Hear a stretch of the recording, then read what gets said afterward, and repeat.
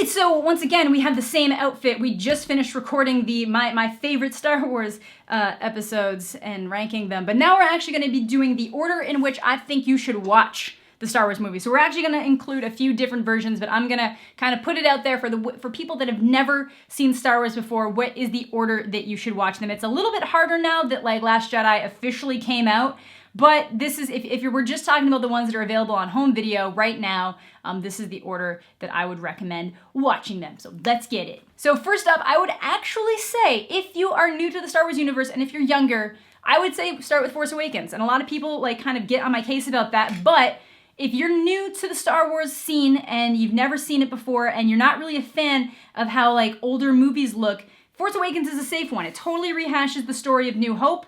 It introduces the new characters that you're going forward with the newer cinematic universe, so it's a good way to kind of get you introduced to that. And if you don't like it, then you don't necessarily need to continue. But if you fall in love with the story and the characters, then you can kind of go back and watch how they got to be who they are today. Some people might disagree and say, well, then you don't really understand the significance of Han Solo and Leia and Luke. You don't really understand the significance of those characters, which I don't think necessarily matters. The Force Awakens was literally created, one, to kind of reboot the series, but it was a way to bring newer fans into the series, people who might not have ever seen Star Wars. And I know that when I was younger, after I had already seen some of the prequels, I had a hard time going back and watching the originals because I was like a kid, and when it was, you think old and you just don't think it's good. I watched them and loved them, but I can understand why it might be hard to get somebody to fall in love with those characters if they're not willing to even sit through the movie. So I think Force Awakens is actually a pretty good place to start if you've never actually seen Star Wars. Then after that, it gets a little bit conflicting. Some people think that Rogue One's actually a good place to kind of start and then go into New Hope, but I'm always conflicted as to whether or not it would be cool to watch Rogue One having no understanding of what New Hope is, and then watching New Hope and being like, oh my god, this story connects, or going through watching New Hope and then watching Rogue One and understanding what kind of happened there. So that is kind of where I would get a little bit mixed up in terms of like how the story would go, but so that's usually where I get a little bit conflicted here. But now that Last Jedi is out, I would maybe recommend doing Force Awakens, then Last Jedi.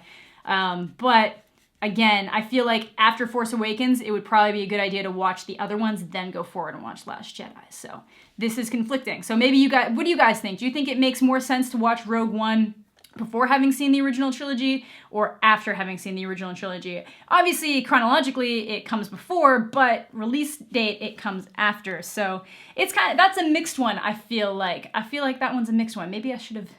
I feel like I did not do enough prep for these videos. I thought this was going to be nice and easy, but I think Force Awakens is definitely a really solid one to start with if you have no prior experience to the Star Wars universe. And then I would do original trilogy. So I would do original OG trilogy, and then it's kind of your choice if you want to throw Rogue One in there. You don't even have to watch Rogue One, technically. It's a Star Wars story. It has no bearing to the overall success or progression of the other stories because it was released after. It's just literally showing something in between a period of time that it takes you right up into the point of New Hope, but it has like one of the coolest Darth Vader scenes and ever. Then you gotta go through the prequels. You can skip them if you want, maybe, but I think it's good to go through the prequels to understand how characters get the way they are. And if you're gonna argue that you need to see the original trilogy to understand or appreciate the new trilogies that are coming out now, I think you gotta watch the prequels so that you can appreciate everything else. So that's just my opinion there. Then there are a couple other orders you can watch them in. You can also obviously watch them in release order. Some people just say watch them in the order that they were released theatrically. So that would be original trilogy, so 4, 5, 6. Then it would be 1, 2, 3. Then it would be Force Awakens, then Rogue One, then Last Jedi.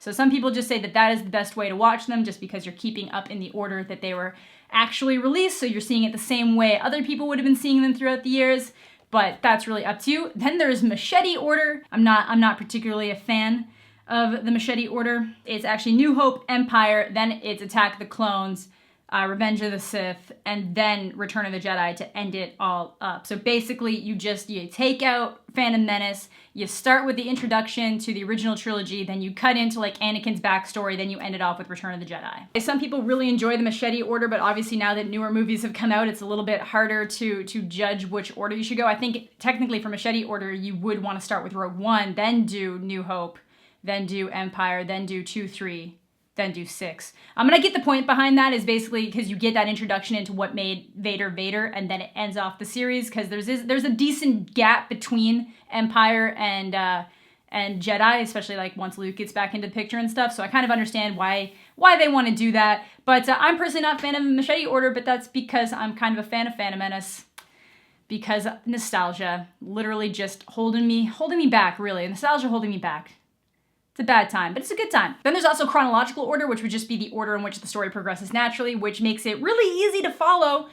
So then it would literally just be 1, 2, 3, Rogue One, 4, 5, 6, 7, and then 8. That order might be a little bit jarring for some people because you go back to like the prequels, which is this like very early 2000s, George Lucas thinking everything looks better fake and CG, and 1999 where it's crappy and all the backgrounds are fake and everything, and it's very noticeable, especially when you're watching on Blu-ray. And then going to Rogue One where you have this like brand new 2017 like crisp mix of CG and like real actual set design, and has like the coolest Vader scene ever. Like, ooh, that scene is so good. Like some of these new movies, I will say that they've really amped up some of these battle scenes, and they are beautiful, terrifying, and just fantastic. So it might be a little bit jarring to go from like 2000 CG to like 2017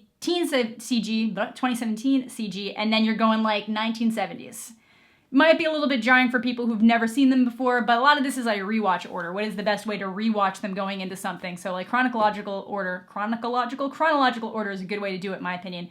So then obviously do the original trilogy, then you do Force Awakens, then you do Last Jedi, and I think that's like a pretty good way to watch it. Obviously, this all comes down to personal preference. It's really what it comes down to when it's the first time you're watching them. They can be a little bit daunting, and that's why I usually recommend that if you have no prior experience with Star Wars, Force Awakens is a pretty good place to start. It's not the best Star Wars movie, but it's not the worst Star Wars movie. It's a starting point because it's the first of a trilogy, and it kind of gives you an idea of what the story's been about and what it's trying to grow into going into the future. So if you're just not at all down with anything in Force Awakens, you're probably just not down with Star Wars in general, because Force Awakens has a little bit of everything. It's got the Rebel stuff, it's got the Jedi stuff, it's got the Force stuff, it's got the classic stuff mixed with the new stuff, it's got the droid action, so I think it's a great starting point. So if you guys disagree with that or this list, feel free to let me know down below. I feel like I've covered every option that you can watch them. So if there's a different order that you guys like, or if there's one of these orders that you like 100% stand by and you think that if anybody watches them in any other order,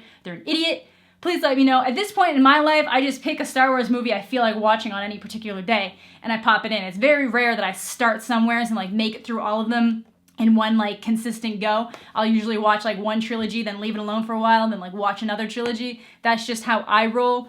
But let me know what you guys think down below. Let me know what you guys do. Do you guys have any Star Wars rituals where you kind of like sit down like once a year and go through everything, or just go through the original trilogy?